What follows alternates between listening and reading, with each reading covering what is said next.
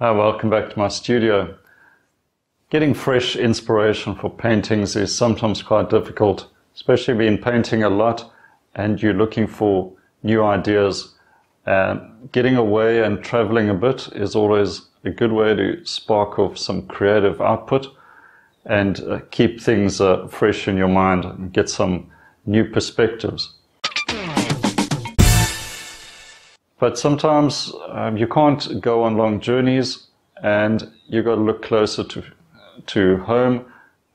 Look out for things like fairs or markets, outdoor activities like that. Always get people doing fun stuff and bringing people together, which can be inspiring for paintings or figure studies in landscapes and that sort of thing. As today I'm heading off to a little village called Bathurst in the Eastern Cape, and it's part of their Bathurst Agricultural Show.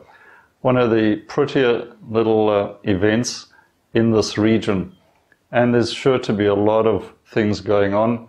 So I'm going to take the camera along to the Bathurst Agricultural Show this morning, wander around and get some inspiration for some new paintings maybe, and also just get some fresh air.